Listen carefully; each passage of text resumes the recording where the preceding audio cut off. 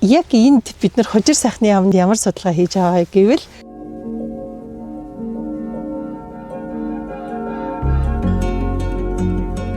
энд яг хэдэн тонн карбон байгаа юм бэ гэдэг одоо хэмжилтүүдийг тэр арга зүйнүүдийг харж агаад ингээд хийж байгаа. Энэ одоо сэргийгдэх нөөц чинь ямар их тий Монгол орн бол нэгэн баян тансаг их орн ш мэдээж хэрэг одоо гадны орнууд ч маш их судалгаа хийсээр байгаад аль ургамлын аль эргэтнэлүүн ямар хүнд металл би 2 дахин юм яриаггүй штэ 10,000 дахин 5,000 дахин их ордог тий жишээлбэл хар туглаг 0.1 мг микрограмм гэж ивэл энэ хайпераккумулятор ургамлууд чинь 10,000 5,000 дахин илүү авдаг. Энэ тухай ярьж байгаа.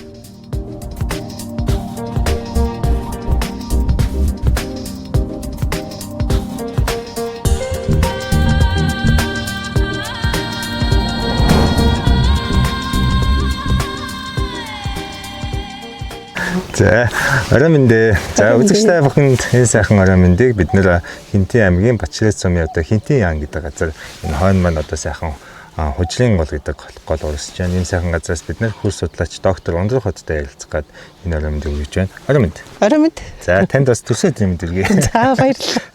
Монголын бас нэлээд урдаа барих хөр судлаачтай ингээд төсөө өдрөөр нэг ихээр нутагт энэ сайхан Монгол орны тухай ярих чагтах баяртай байна. Та ингээд үзэгчдэд өөрийгөө товчхон танилцуулах уу?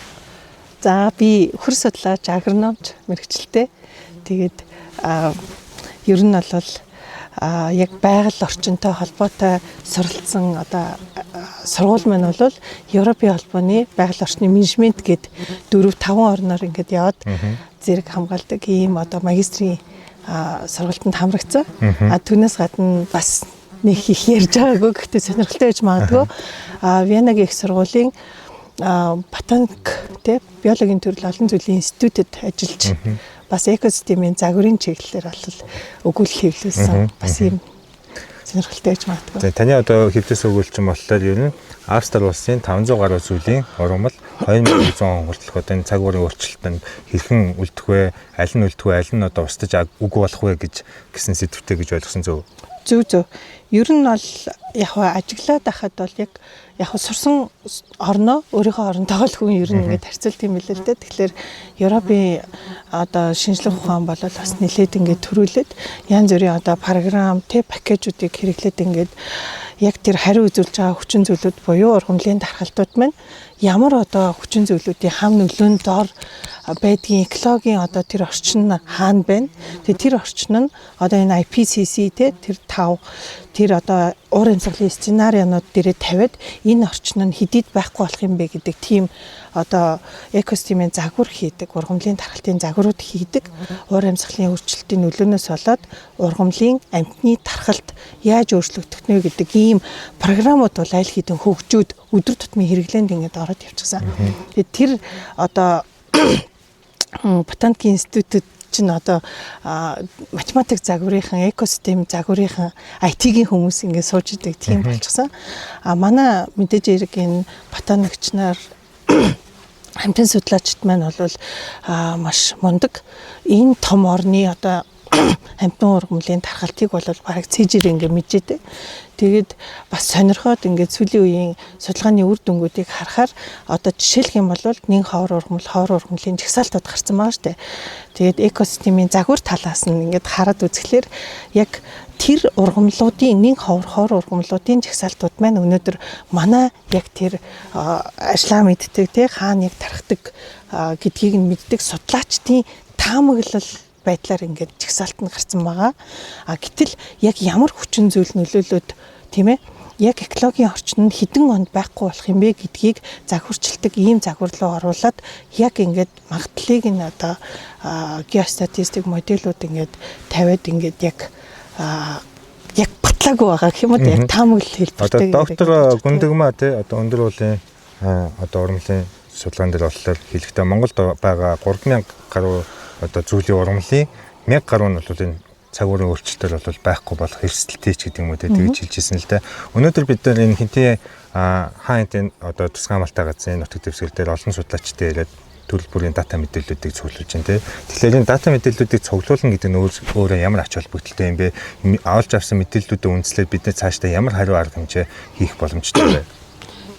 Би саяхан ботаникийн хүрээлэнгийн залуу судлаачдын хурал дээр бас бүр зориуд очиж харсан.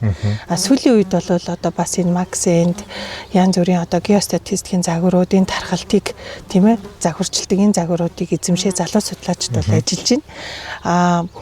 Ер нь энэ дата мэдээллийг цуглуулна гэдэг маань өөрөө тэр одоо жишээлбэл ургамлын тархалт гэвэл ургамлын одоо тэр ургалтанд амьдрах орчинд нөлөөлдөг тэр хүчин зүйлүүдийн дата мэдээлэл нь цуг явах хэрэгтэй. Гэтэл яг манайх ч нөгөө тогтолцоон жоохон өөр ус цаг уурын институтээр дата мэдээлэл нь тусдаа, геологийн хүрээлэн дээр хөрсөн тусдаа тий үндэсний геологийн алба бол бас маш мундаг ажилладаг шүү дээ. Тэгээд тэнд бол одоо бас гео мэдээллүүд нь тусдаа, ботаникийн хүрээлэн дээр ургамлын одоо цэгм датанууд нь энэ удаа бол хаан хинтэй тусгай хамгаалтайгаа зурлал энэ тустай байгаа олон мэргэжилтнүүдийг ерөнхийдөө нэг дор цуглуулчихсан байна. Тийм учраас хаан хинтэй тусгай хамгаалтай газрын одоо бас нэг хийж байгаа маш гоё идэвхтэй ажил гэвэл нийт судлаачтай бүх төрөл зүйлийг судалдаг судлаачдыг цуглуулж одоо мониторингийн цэгүүдийг бий болгож үүсгээд аль болохоор бүх тэр хүчин зүйлүүдийн дата мэдээллийг цуглуулах тий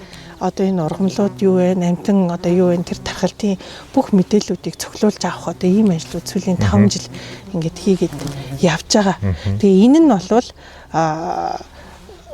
цаашаага одоо цэгэн датануудыг одоо арвижуулах тий олон цэг дээр энэ датануудыг цуглуулах тэр хүчин зүйлүүдийг ядаж ингээд одоо чивтэр та тэр ингээд эндээ ингээд сууж хахад нэг тийм ээ температурын дата ч юм уу тий хурд тундс орчин үеийг яг датаг нь аваа явчлаа гэхэд нөгөө 330 суман дээр цаг уурын дата хурд тундсны дата цуглуулж байгаа шүү дээ тий тэрий чинь ингээд интерполяцийн аргаар ингээд зураглал хийж байгаа тэр хурд тундсын зураглал гэдэг юм уу тэгтэл тэр орон зайг нь тийм ээ тархалтыг нь загварчилж чинь гэсэн үг шүү дээ тэгвэл тэрнийхээ одоо яг энэ цэг дээр загварчилсан тэр орон зайд энэ өнөөдрийн яг энэ цаг урын дата өнөөдөр тэдэн градус гэж тархалтыг нь загварчилсан бол бид нар validation буюу яг энд тийм ээ ийм температур байсан байна гэд баталгаажуулахад хүртэл ашигтай. Тэгэхээр ингээд ялангуяа энэ онгоцоор нисэж байгаа хүмүүс, уулын хориолоо явж байгаа хүмүүс зөвхөн тэр ургамал амтныг харах биш бас очоод яг өнөөдөр тэдний өдөр температур нь тийм байна, хөрсний чиг нь тийм байна гэдг юм уу те. Ингээд дата мэдээллийг л маш их цуглуулж авах нь. Тэгэхээр нэг гол нэг ач холбогдол нь одоо миний ойлгож байгаа юм байна зөв. Дэлхийг бол дулаалж байгаа гэж бид нэр ярьж байгаа. Нүүрс хүчлийн ялгарлууд одоо их байгаа нь одоо дэлхийг дулааруулж вакуумжуулсан байдалтай байгаа тийм. Тэгээ энэ дэлхийн дулаалал нь өөрөө Монголд яг ямар хэмжээтэй өрнөж байгаа юм бэ гэдээ судлаачдаас асуухлаар дэлхийн дундчаас 3 дахин их гэсэн тоог бол ус цаг уурьяас тийм. Энэ янз бүрийн сенсор мэдээллүүдийг тавьсан хүмүүс бүгд дэлжиндээ цэвдгэн гэсэж байна. Энэ одоо өндөр уулын цас мөс нь хайлж байна ч гэдэг юм уу тийм. Одоо бидний хойно байгаа энэ хинтийн нурууны энэ их өргөн удам нутаг маань намаг шавар ихтэй байгаа нь өөрөө доороо байгаа цэвдгээ хэмжээгээр алдуулж байгааг л одоо илэрлэх гихмчлэн бид нэр зүйлсийг ярьж байгаа шүү дээ. Тэгээд одоо энэ бүхний эсрэг бид нар ямар хариу арга хэмжээ авах боломжтой вэ? Жишээлбэл та бүхэн энэ 9 зүсэлт хийж те ингэж одоо дата цуглуулж байна. Энэ датан дээр бас энэ дэлхийн дулааллын эсрэг хариу арга хэмжээ болгож болох нэг зүйл аргачлалыг та бүхэн боловсруулаад ах шиг надад харагдаад энэ талаар ярьж өгөөч. За яг хоёр юм яри те. Нэгдүгээрт нь болвол ер нь ингээд дата мэдээлэл гэдэг чинь одоо ямар ач холбогдолтой эсвэл одоо яг манай Монголд температур бусад орныхоос илүү те ингээд өсөд ийнү гэдэг. Эхлээд бид нар хэмжилтээ маш сайн хийх хэрэгтэй. Яг тэгвэл би зүгээр ингээд ойлгуулж чадах нүггүй юу сайн мэдгүй байна. Юу хөрсөн дээр жишээ аваад хийл да тийм ээ. Тэгэхээр одоо цөлжилтийн мониторингийн одоо 1504 цэг байдаг. Тэгээд тэр цэгийг болвол боловсруулалт хийгээд одоо датагаа те дата клининг буюу датагаа өрөөд яг ингээд хид үзүүлэлтүүд байдаг. Зөвхөн ингээд 2 үзүүлэлт дээр нь хөрсний дижитал зураглал ингээд гаргана. Тэгэхээр чинь цэгэн мэдээллийг тийм ээ ингээд зураглал болгох гэдэг шүү дээ. Тэгэхээр тэр хөрс үүссэн процесс одоо ямар хүчин зүйл нөлөөлж байгаа гэдгийг нь зүй тогтлыг нь авч үзээд тухайн хөрс ингэж үүссэн юм байна гэдэг тэр моделийг орон зай тархаадаг гэсэн үг байхгүй. Тэгэхээр орон орны эрдэмтэд өөр өөр ингэсэн тий бас чадах хэмжээгээр л тэр загварыг хөгжүүлээд яваад байжгаад жишээлбэл манай датаг аваад яг манай хүчин зүйлүүд нь байхгүй өөрсдийн тэр нөгөө нэг манай энэ хүчин зүйлүүдийг одоо ядгийн загварчлаад интерполяцгээд ийм байж магадгүй гэж гаргасан тэр хүчин зүйлүүдээ тавиад ингээ гаргахаар яг үнэн бодод гарах уугүй юу те. Тэгэхээр бид хэд болвол маш сайн одоо тэр 2.6 градусаар нэмэгдэж ин ч гэдэг юм уу. Энэ одоо яг дүгнэлт хэлхээсээ өмнө миний бодлоор бол 330 суман дээр хэмжилт хийдэг энэ одоо хэмжилтүүд цэгэн датануудаа интерполяц хийхдээ тухайн тэр температур яагаад тэнд тийм байгаа юм бэ гэдэг тэр загварыг гаргаад орон зайгаар ингэж тархаж тэр хүчин зүйлүүдийн зураглалыг эхлээд үнэн бодит болгоод тэгээд дараад нь энэ хүчин зүйлүүдээ ургамлынхаа одоо тухайн тэр ургамал яагаад тэнд байгаад нөлөөлж байгаа бусад хүчин зүйлүүдтэйгээ яагаад ингэж хам одоо хам нөлөөгөөр тэнд одоо тэр ургамлыг ургуулж байгаа тэр хүчин зүйлүүдээ тэр сонгож авч олдог энэ машин learning програм тэр биомод 2 пакэж одоо ойн ургалтыг загварчилдаг биодинамик тиймэрхүү модулуудыг бүгднийг тавиад өөрсдөө тэр хүчин зүйл хариу үзүүлж байгаа тэр ургамлын даргалтын бүх датагаа л үнэн бодит байдлаар бий болох ёстой л гэж нэгдүгээрт яг бодож байгаа.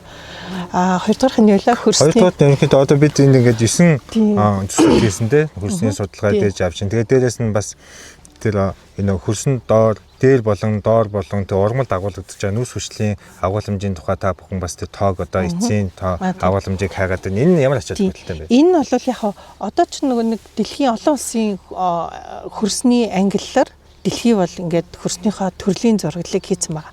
Манай Монголч гэсэндээ 1997 оноос хойш анхныхаа зураглалыг хийгээд хөрсний олон улсын ангиллаар хөрсөн ангиллаад тэгээд Батшиггоо бол бас хамгийн сүүлийн үеийн зураглалыг ингээд хийсэн байгаа. Тэгээд бид нар бол юу хийж авдаг гэхээр энд ингээд нөгөө нэг байгаа хөрснийхаа зурагнаасаа за энд одоо хаплик кашланаас юм байна гэвэл тэрийг нь одоо валидашн буюу үгүй энд арай өөр байна гэдэг юм уу. Тэгээд тэр нөгөө хөрсний дижитал зураглал хийгээд байгаа чинь нөгөө скриптийг биччихээд цэгэн мэдээллийн датанууд нь их болох юм бол ахаад нөгөө скриптийг гүйлгэхээр нөгөө наривчлалтаа зураг гараад идэг. Тийм одоо систем рүү н оруулах гэдэг ингээд яваад байгаа. Яг энд бид нар хужир сайхны яамд ямар судалгаа хийж байгаа гэвэл нэг 500 га газар одоо сонгож аваад энэ 500 га газар маань бол ойн төлөөлөл байна. Шигүү ургасан ой, сэрэг ургасан ойнууд байна, шатсан ойнууд байна. Мөн торлогууд байна.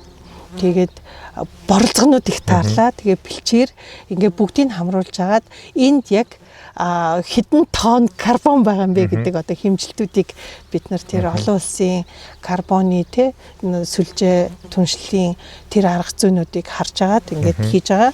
Тэгээ мэдээж хэрэг тэр бол шинэ арга зүй биш шүү дээ. Бид нар яг хөрсөнд байгаа органик бодис эсвэл органик биш карбоныг яаж хэмждэггүй тэрийгээ яаж нөөц байдлаар тооноор гаргаж ирэх үү тэрэндээ хэрэгтэй бүх хэмжилтүүдийг хийж байна. За жишээлх юм бол одоо яг бид нар хийж байгаа юм нь хөрсөн доторх органик карбонууд за мэдээж хэрэг хөрснийхаа гүнд хэр зэрэг одоо органик карбон тархсан тэрийг аавна нэгтийгээ аавна тэгээд хөрсний органик карбоныхаа органик бодисынхаа концентрацийг аваад ингээд цааш нь нүүрс төрөгч шилжүүлнэ. За тэгээд үндэс үндэсээ болохоор цилиндрээр дээж аваад тэгээд тодорхой хэр зэрэг гүнд хэр зэрэг одоо үндэсний нэгтршил байна. Тэнд байна бас нүүрс төрөгч хэр байна гэд хэмжилдэж байгаа. За дараад нь дээшээ явахлаар ургамалд нөгөө популяц болгондоо байгаа одоо тэр ургамлуудынхаа нэг боролцох нэг жишээ болгож бүр ингэж үндэстэй наваад үндэс тэгээд иш навчтэй бүх навчийн түүж аваад ширхэгчлэн түүж аваад карамлаад тэгээд хураа нотинжинд нь бодоод ингээ гаргах жишээтэй иш за модны бол тэр яг одоо иш тэгээд холтос энд бүгдэнд нь л одоо нүүрс төрөгч байгаа тэр хэсгийг бүгднийг аваад одоо яг фреш мас буюу ийм чигтэй үеийнхэн жинг аваад эргүүлээд хуурай болгож хатаад жигнээд тэгээд тэрэнд нь ногдох нүүрс төрөгчийг ингээ бодож гаргана. Харамслаа нь бид нэр одоохондоо нөгөө энэ газрын гадаргаас чинь нүүрс хүчлийн хий гарч байгаа шүү дээ. Үндэс амьсгалаад нүүрс хүчлийн хий гарч байгаа. Нөгөө микроорганизмууд маань амьсгалаад гарч байгаа. Тэрийг хэмжиж чадахгүй. Тэгээд миний яг докторийн ажил бол яг хөрсний гадаргаас нөөц хүчлийн хийг хэмжих. Тэгээд микроорганизмуудын амьсгалтыг одоо яг тэр нөөц хүчлийн хийг нь бас лаборатори тавьчраад хэмжих тэр юм ажил байсан. Тэгээ манай Монголд бол одоохондоо тийм пагчтай хүн би бас цөөхөн харсан. Тэгээд надад одоо яг байхгүй энэ зам авъя гэж бодоод ингээд байж байгаа.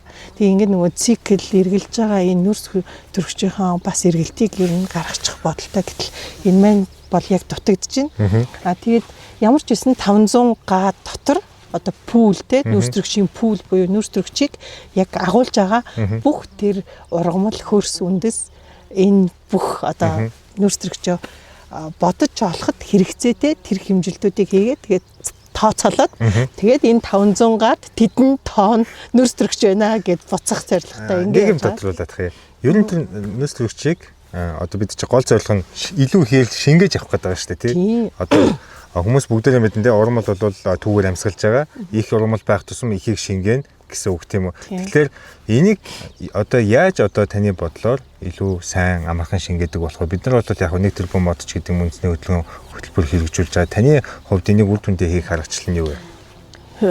Одоо яхаа нөгөө нэг шинжлэх ухаан чинь ингээл хөгжүүл судлаач чинь ингээл юм таргээл хилээд тахлаар чинь бас төсөл хөтөлбөр ингээл дандаа юм тарж идэг гэж олдох ч юм уу те ингээ ер нь бол яхаа ингээд газрын дороотлч гэдэг юм уу цөөлжилт хөрсний илэгдэл эвдрэл бэлчээрийн талхагдал дуур амьсгалын өөрчлөлт ингээл биологийн төрөл олон зүйл гэл ингээл ярихаар зүгээр миний хувьд бол яг ингээд харахаар энэ бүгдийгээ ингээд салгаад нэг тийш нь болгоод төсөл хөтөлбөр баажд мөнгө авах юм бол тэрийгээ салгаад явахгүй ерөөсөө л ургамлан бүрхөвч бий болох хэрэгтэй.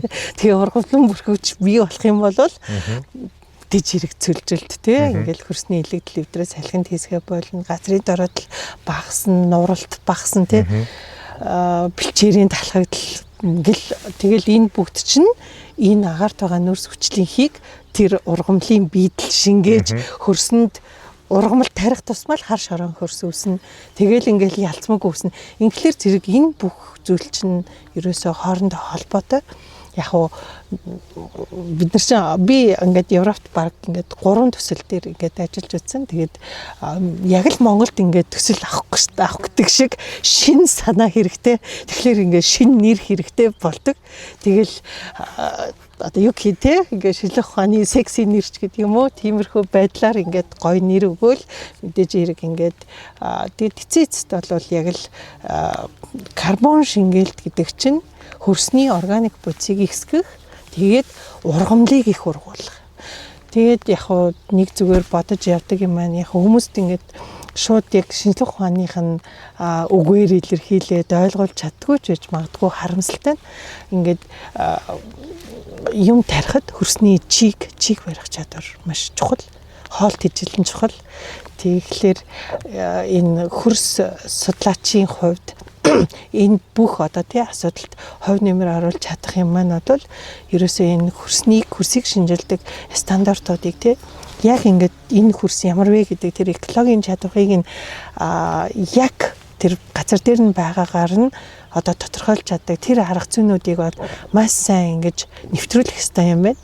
Тэгснээрээ тухайн тэр юм тарих гэж байгаа ямар ч одоо ургамлыг тарих гэж байгаа хүн бол тэр хөрсний ус барих чадвараа л ойлгох юм бол тэр ус нь дулаан нь хоолт ижилэн л чухал болохоор яг тэр юм ургуулахад хэрэгтэй тэр үзүүлэлтүүдийг л бүх лабораториуд хөрс судлаачид дэлгэрүүлээсэ гэж одоо гадны стандартуудыг орчуулад хөрсийг яг талбай дээр нь шууд үнэлээд услагааны норм тохируулдаг тэрийн чиг багтаамж гандах чигийг одоо тодорхойлдог ийм арга зүйнүүдийг сүүлийн олон жил баг одоо нэлээд ярьж орчуулж явлаа. Тэгээд саяхнаас эхлээд бол манай хүнс хөдөө аж ахуй хүнс хөдөө аж ахуй хөнгөн өдрийн яам тэгээд байгаль орчин уур амьсгалын өөрчлөлтийн яам газар зохион байгуулалт геодез зөрөгцөн газар тий стандарт хэмжилсэн газар бүгд ингээд хоорондоо ямар ч хэсэг ярилцаад тэгээд энэ стандартууд бол одоо орчуулагдаад ISO MN стандартууд болоод бараг 22 стандарт ингээд орох гээд явж байгаа. Тэгээд бид нар маш талархалтай хандж байгаа юм тийм. За би подкастыг үзэж сонсож байгаа хүмүүсийг за мэдээж шийдвэр гаргах төвчний хүмүүс тий. За хоёрдугаарт бас мэргэжлийн судлаачид Гуравдугаар олон нийт зүгээр энгийн байгаль орчиндөө хайртай. Ер нь энэ дэлхийн дулаалт гэдэг зүйлч аюултай юм уу, аюулгүй юм уу? Миний хүүхдүүд ирээдүйд яг ямар цаг үед амьдрах юм? Бидний хүүхдүүд одоо өнөөдөр шиг өдөр болгон юм халуун, усгүй, тий? Хор бороогүй, эсвэл одоо шөнө болгон юм хүйтэн цаг үед байх юм уу гэж санаа зовж маш олон хүмүүс байгаа л та тий. Тэгэхээр юм тарьж ургуулахын гол утга учир нь бол заавал модондоо ч тийм ногоо өнөө, цэцэг өнөө, альва нэгэн урамлан навч одоо энэ хөрсийг нарны хурц гэлээ сүдэлж чадах юм бол тэнцээ чигийг барих нь байна. Би олзмыг одоо нэмэгдүүлэх нь байна. Энэ нь өөрөө дэлхийн дулааллын хэсэг ч юм уу тий. Манай уран амьсгалын хэсгийг хийж чадах хамгийн том зүйл юм байна гэж ерөнхийдөө товчилж орчуулж хийхэд зөв.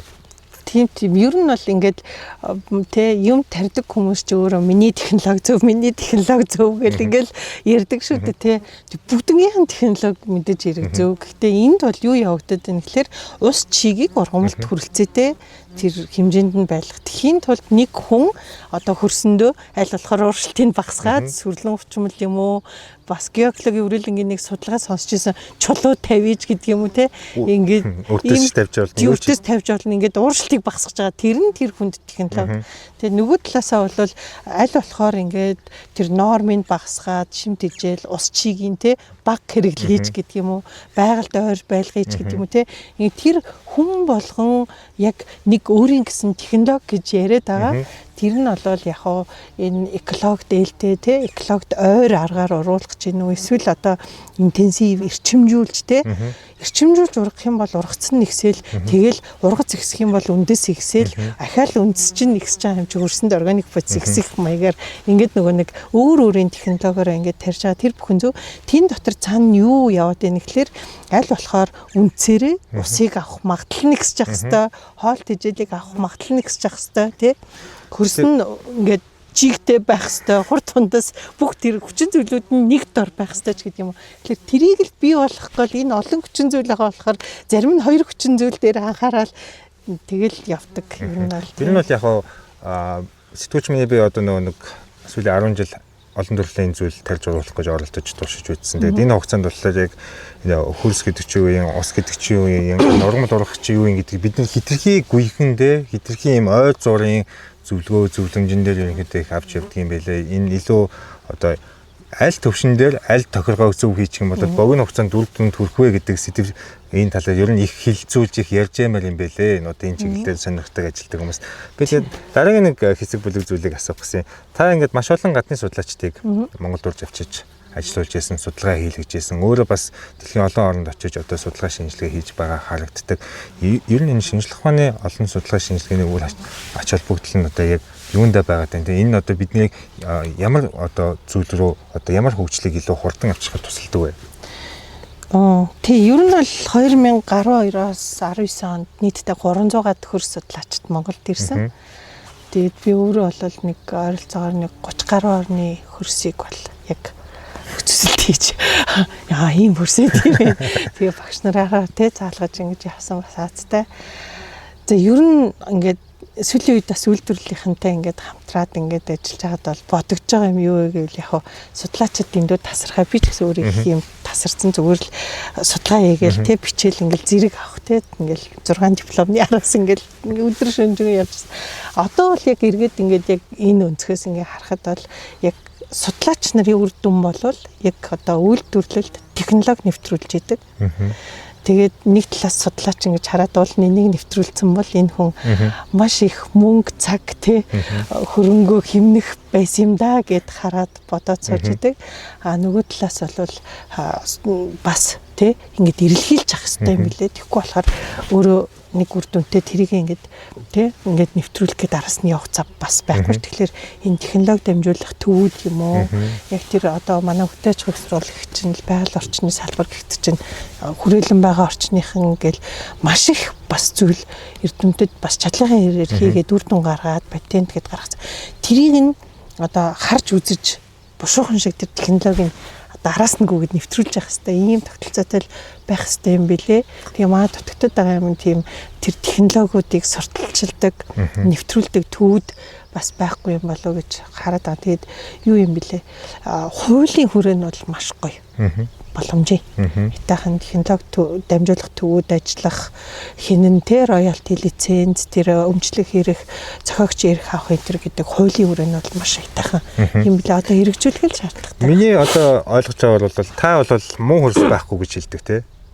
Энэ бол хаач муу хөрс гэж байхгүй. Шавран дээр зүйлээрээ шавран дээр ч бол юм оргуулна гэж бас туршилт хийж идэг. Тэгэхээр энэ хөрсийг ойлгоно, хөрсийг олгоод түнд нь тохирсон хариу арга хэмжээг тохируулж сурсан хүн бол маш олон тэрбум төгрөгийг хэмнэж, маш олон тэрбум төгрөгийг бас оргуулах юм шиг одоо харагдаад идэг байхгүй. Зарим тариаланчид бас хэлдэг штэ. Хүмүүс бол алтыг ухаад болдог бол би алтыг тариад бий болгох юм ааш гэж бас би сонсч байсан тий. Тэгэхээр хүмүүс яг ингээд хөрс судалгааг одоо энэ дата мэдүүлэлтэд харьцааг энэ хэрхэн хүлээж авдаг вэ? Ялангуяа одоо энэ шийдвэр гаргах төвшний тий. Тэгээ бас эрх мэдэлтэй одоо мөнгө санхүүгийн чадамжтай боломжтой хүмүүс энэ асуудлыг ер нь ойлгодог. За ямар ч үсэн явж байна тий. Ингээд явж гин. Би бол бас нэг үе бодвол ер нь бол яг манад 80-ад оны сүүл 90-ад оны их үе хүртэл бол энэ хөрс судлалын шинжлэх ухаан гэдэг чинь бас Монголдоо тий хамгийн одоо өндөр хөгжсөн байсан.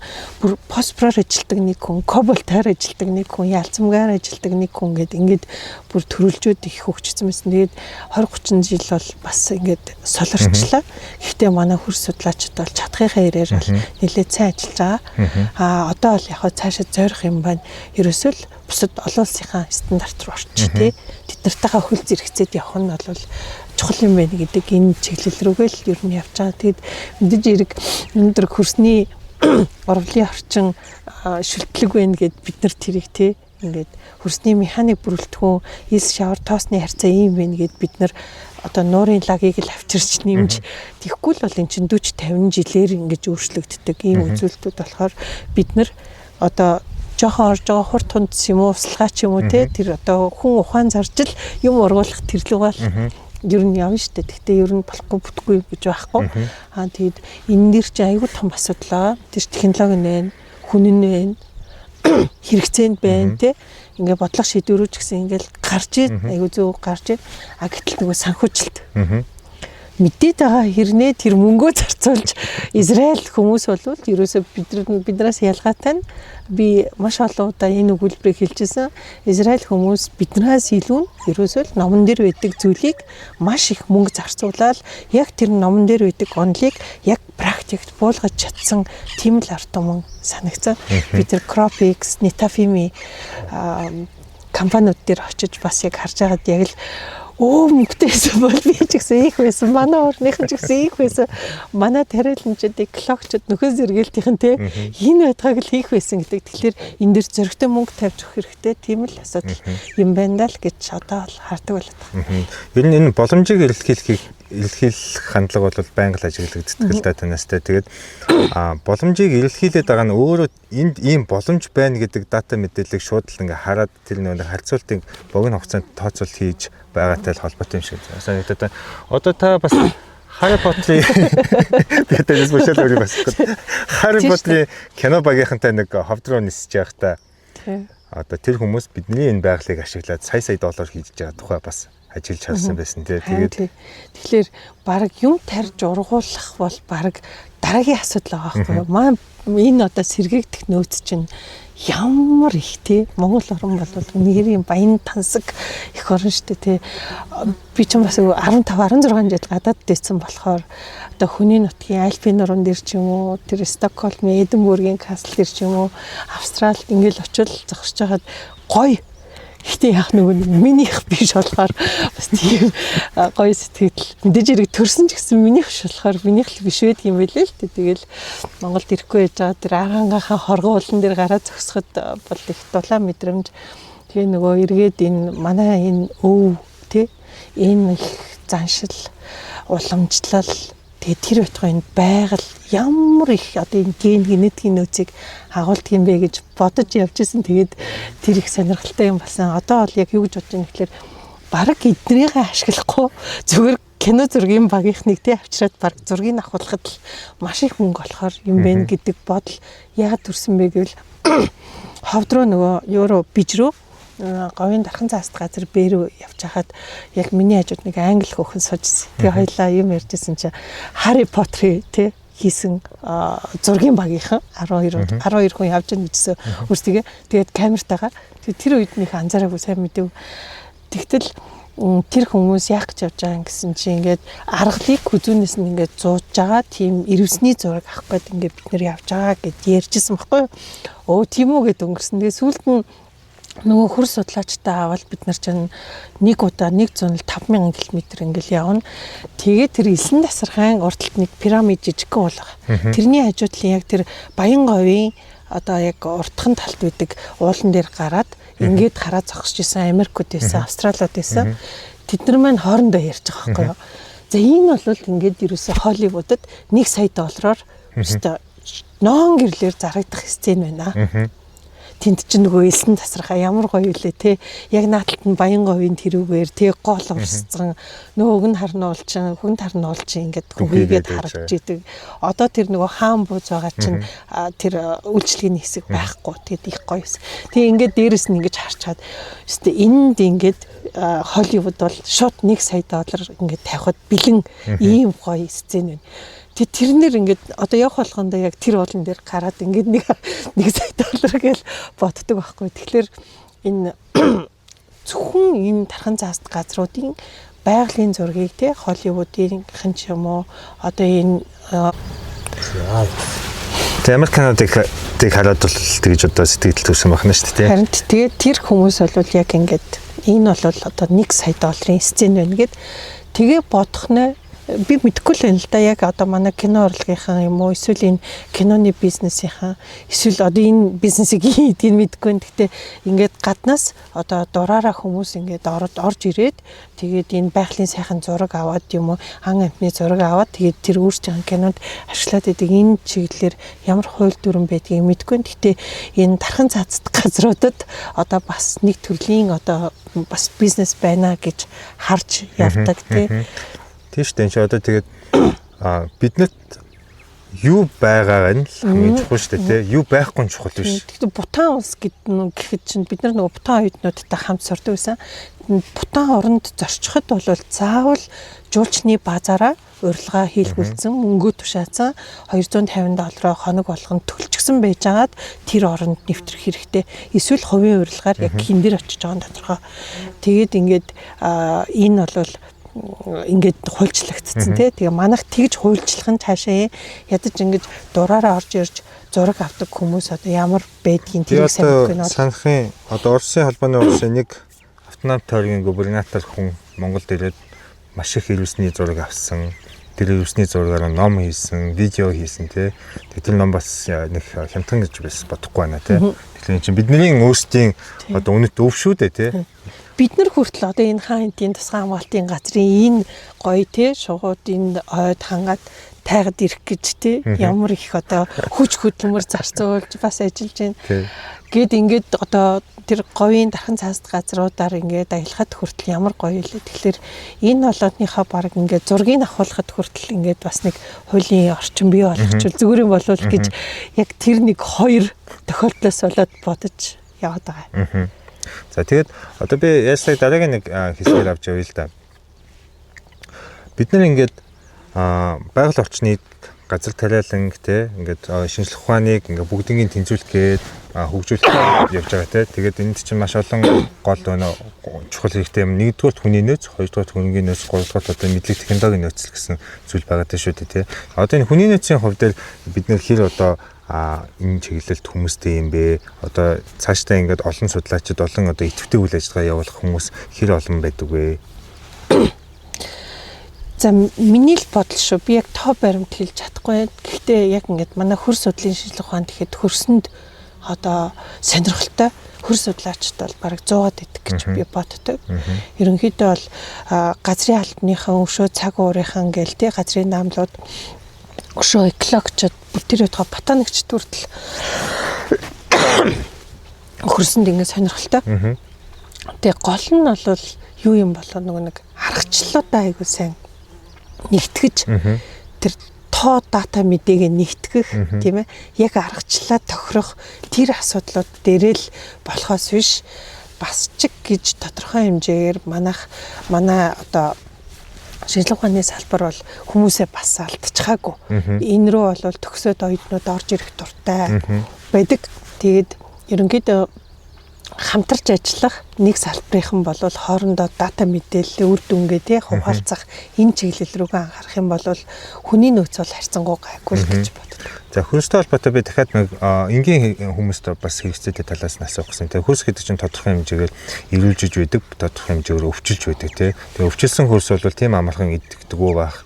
Өвчилсэн гэдэг нь одоо доройтсон гэж хэлж байна л да. Өөрийнхөө потенциал эзүүдийг алдчихсан. Тэрийг заавал ямар нэмэлтээр өгөхгүй бол болохгүй болчихсон. Эсвэл маш их хэмжээний хат туглах ч юм уу, кадмиг ч юм уу бохирдчихсан хөрснүүд гэж байгаа тий. Тэгээ энэ хөрсөн дээр ургасан хүнсний ногоог хэрэглэх нь бол одоо Альцгеймер, хорт тавдар гэдэг олон төрлийн эрсдлийг агуулж идэг. Манай монголчин болохоор төвийн бүстэй нийт ард түмнийхээ нэг жоохон хүнсийг бол тарьж ургуулж байгаа. Ихэнх нь бол дийлэнх нь бол урдаас авч байгаа тий. Тэгээ ингээд би тантай өмнө нэг удаа ярьж байгаад бол үндэс сурд дурамлууд одоо жишээлбэл хөрсний бохирлыг их татдгаа. Тийм учраас одоо манжин луун гэдэг таримлуудыг бол гадаадаас авсныг идэхэд одоо эрсдэлтэй гэж ярьж байсан тий. Тэгээд одоо мэргэжлийн үнээс бас үзэгчдэд энэ талаар мэдээлэл хүргэх хүсэлтэй байна дээ.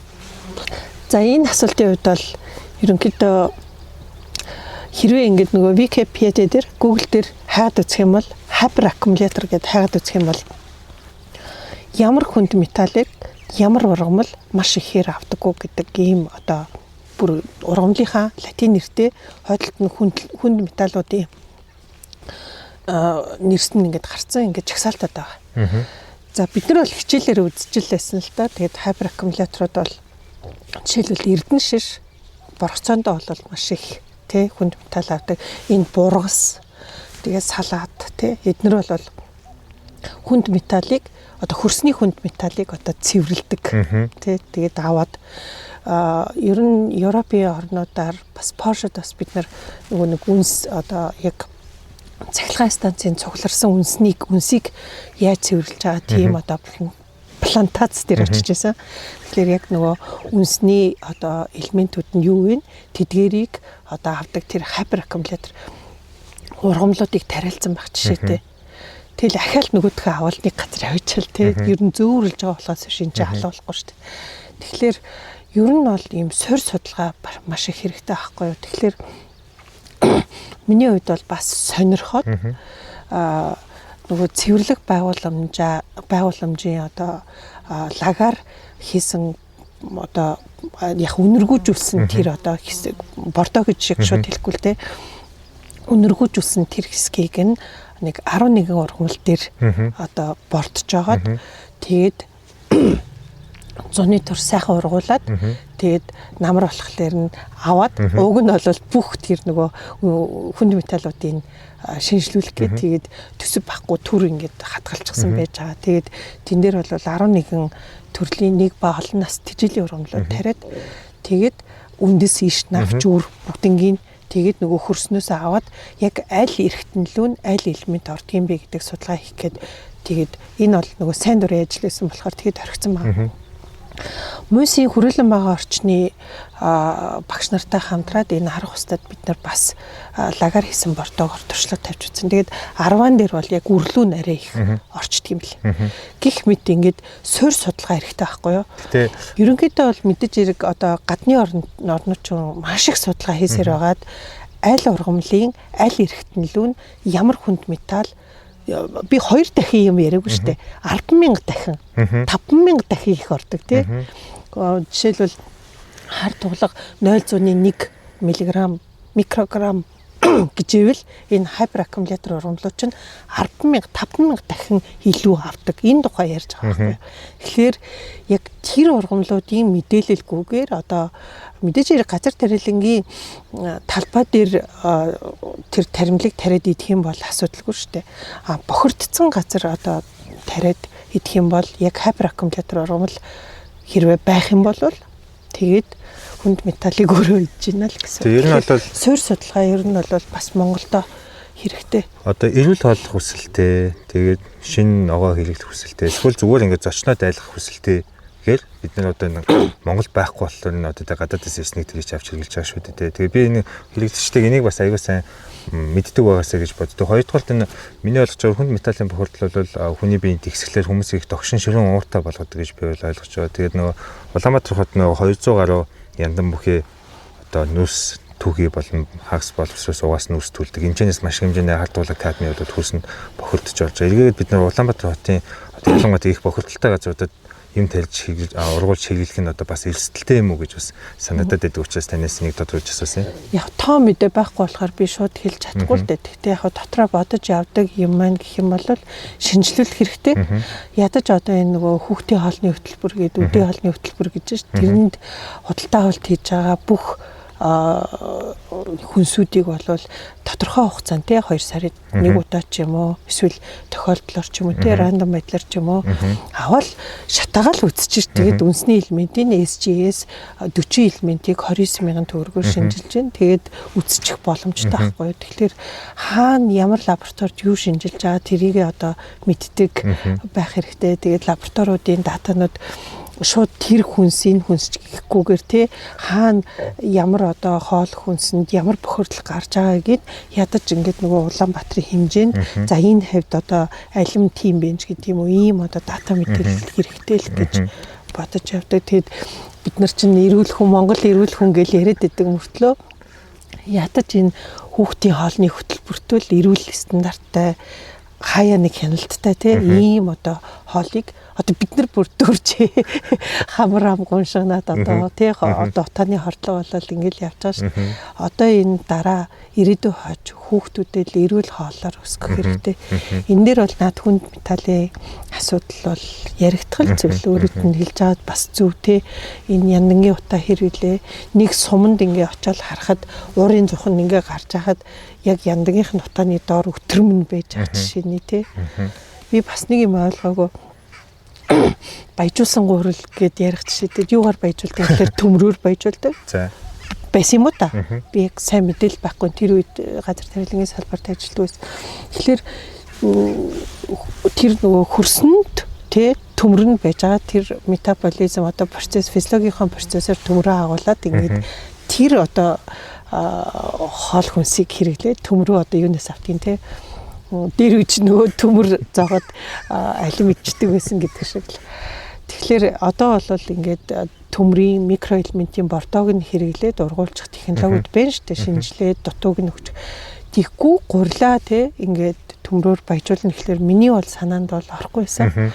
Яаж ойлгохгүй шүү дээ.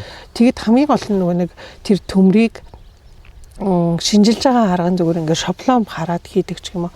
Тиймэрхүү байж болохгүй. Ер нь бол энэ микроэлемент, хүнд элемент те эднэртэй бол маш одоо нарийн тэр дата мэдээллийг уншиж чаддаг байх хэрэгтэй л гэж бодгийг.